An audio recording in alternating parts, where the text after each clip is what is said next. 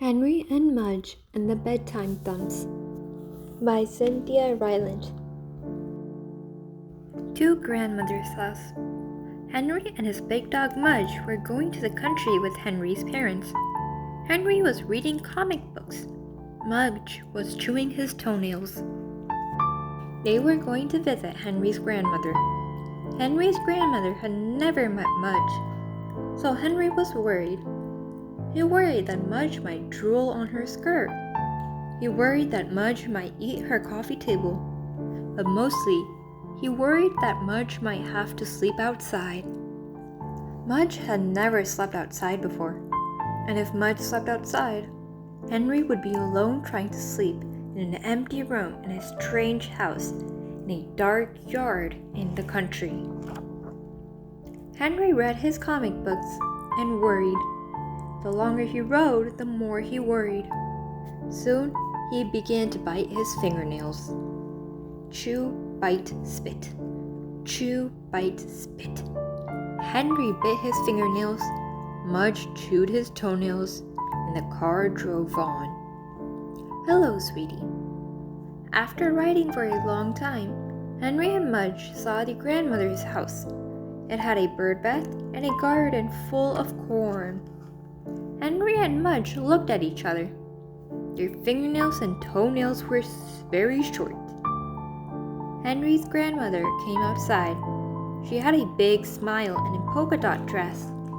Mudge took one look at her, and his tail wagged and wagged and wagged. Hello, sweetie, Henry's grandmother said to Henry. She hugged him tight. Hello, sweetie, Henry's grandmother said to Mudge. She hugged him tight. Henry's grandmother wiped dog's drool off her sleeve, and they followed her into the house. A lot of looks. Henry's grandmother's house was very small. It had a lot of tables and things on the tables. Henry looked at Mudge, and for the first time, he wished that Mudge was smaller, shorter, thinner. Mudge looked like an elephant in a phone booth. And before too long, Mudge knocked a pink flamingo off a table.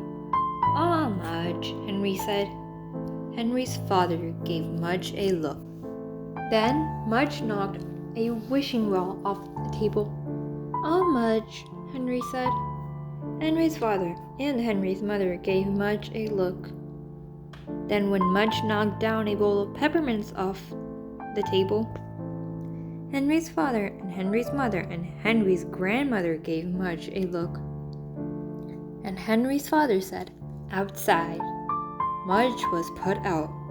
Henry gave everybody a look. The Bedtime Thumps. After dinner, Henry played outside with Mudge. They loved the bird bath, Mudge especially. It was like a giant water dish just for him. When it was dark, Henry's father called Henry in. "What about Mudge?" asked Henry. "He has to sleep outside," said Henry's father. "Outside?" said Henry. Henry looked at Mudge, sitting in the dark country yard. Henry was afraid. He was afraid Mudge would be lonely. He was afraid Mudge would be sad. But mostly, he was afraid Mudge would be asleep if Henry needed to be saved from a bear, or a bobcat, or a giant moth, or a mouse. Henry gave Mudge a tight hug.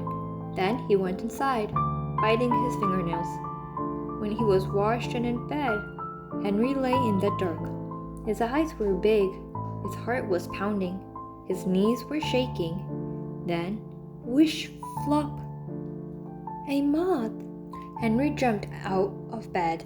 He ran to the front door. "Mudge!" he called out in a loud whisper. Thump, thump, thump.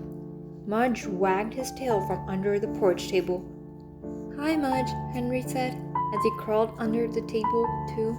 He was glad to see Mudge. Mudge was glad to see him. Mudge licked Henry's face and smelled his ears and shook his hand. Then Henry laid his head on Mudge's big chest. And finally he slept a good sleep at the strange house in the dark yard in the country. and when the moth flew by, Mudge ate it. The end.